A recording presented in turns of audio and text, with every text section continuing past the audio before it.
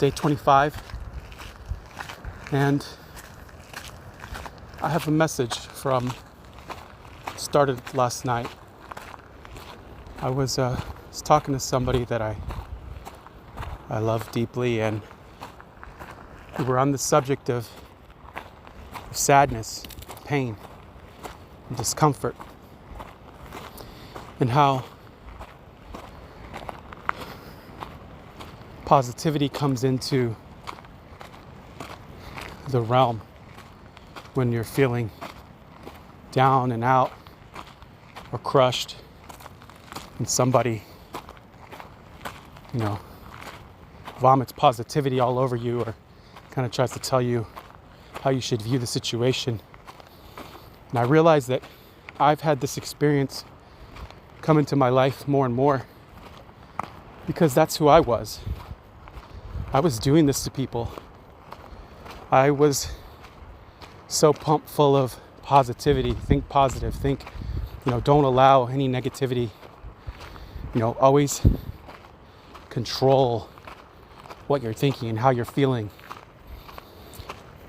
And I projected and put that on other people because I was trying to avoid the discomfort. I was trying to avoid the pain. I was trying to help. It was from a good place. But I realized from being on the receiving end, when you are at your rock bottom, there are certain ways that people need to be communicated to, that validate their feelings, that don't dismiss what they're experiencing, and allows that to come through. Because there's a very valuable purpose. I think this might be a little different for men than women, but I do think there's a universal truth here that pain and sadness and negative emotions have a very powerful place in our lives. And it's very natural for us as human beings. The two driving forces, the most primal forces within us as human beings, is to move away from pain and to seek pleasure, right? So move away from the negative, move away from the bad, avoid discomfort, or seek pleasure, or good things, or growth. And the most powerful force in all of humankind is the avoidance of discomfort and pain. Humans will do anything to avoid discomfort and pain, to the point of literally taking their lives. Okay? The opposite, going in the direction of growth or moving towards pleasure, is not as powerful. It takes a more concentrated and conscious effort. But this drive to avoid discomfort and pain is inbuilt. But I do believe that it keeps us from experiencing the full totality and vibrance of life. That it is because I have been so sad before, and because I've been hurt so many times, that my heart is able to appreciate and understand when there is a love in my life that is truly beautiful. I only understand that because I experienced the bad. I also can only appreciate how good something is, or how much joy I can experience in a moment, only if I've truly experienced its opposite. And so one of my favorite people is Abraham Hicks. But in this time that I've been on this journey, I've had to sort of avoid her content because she is so brutally positive in a way that it just, I'm not on that frequency and I can't receive it. It causes great discomfort. But I was reminded yesterday in my conversation that this pain, this sadness, these things are what launch what she calls the rockets of desire, right? When you experience the things that you do want, and then you experience the things that you don't want, the moment that you're experiencing those things that you don't want, you're launching a rocket of desire. It's creating that desire in you to experience something bigger and better. And I'm not sure if you follow what she says, but she describes it as a vortex. And there's all of these things that all of your life you've been accumulating, experiencing what you do want, what you don't want, what you do want, what you don't want. And that's like a step one thing. But you can then find a way to raise your vibration so that you can get onto the vibration of all of those things that you do want.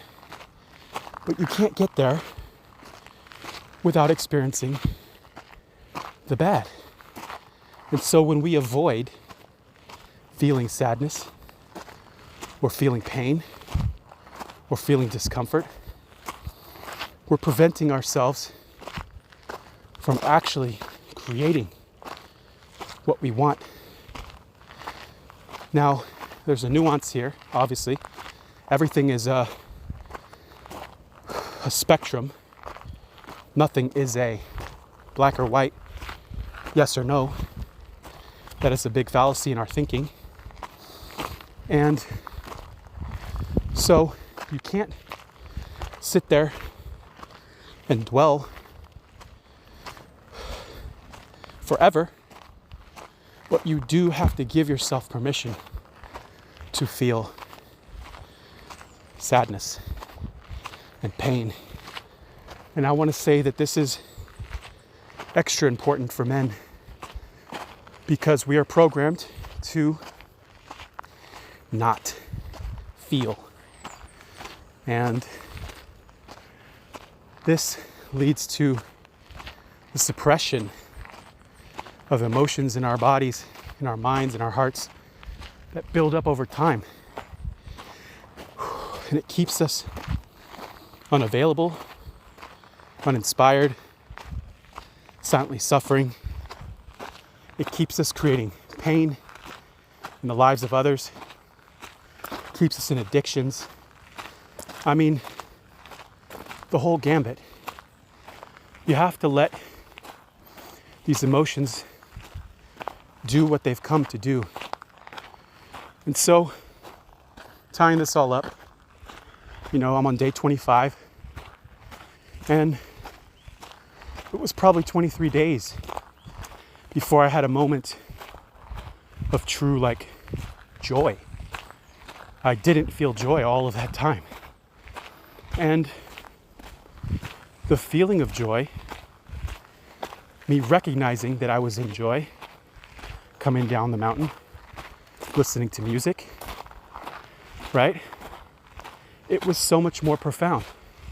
How many days, how many joyful moments have I experienced in the last year alone that I've not truly squeezed every bit of juice from, that I've forgotten about, that I've taken for granted. I've had the best moments of my life this year. I've had the deepest, most beautiful connections I've ever had in my life. And I didn't respect those things because I forgot what it felt like to be sad and hurt and to be without those things. And so, if anything, pain and sadness gives you perspective. It makes you truly appreciate those moments that are truly good and beautiful. my whole reason for this message is that you might be trying to bypass or ignore or avoid feeling sad because you don't see the purpose in it. You don't see how it helps you.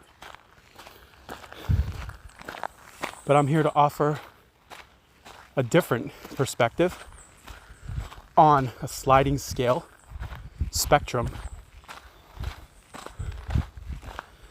that there is purpose and meaning, and it makes life juicier when you allow yourself to fully experience and express what you are feeling and not be so hard on yourself and not be so quick to be so positive and so like uncompassionate and unempathetic with yourself that you don't validate how you're feeling. You won't even let yourself experience it. You're not even letting yourself be vulnerable with yourself, because I think there's a whole different level of juiciness that comes from embracing your emotions and embracing how you feel and letting that be a guidance for you. You feel sadness and you feel hurt or whatever. Why? What are you seeking? What are you wanting? Okay, this feeling is telling me that I really, really am looking and wanting this thing. So what can I do to make myself more available for this thing that I want? Right? I think there's usefulness to that. That is what I wanted to share for today. 25 days now. Thanks for listening.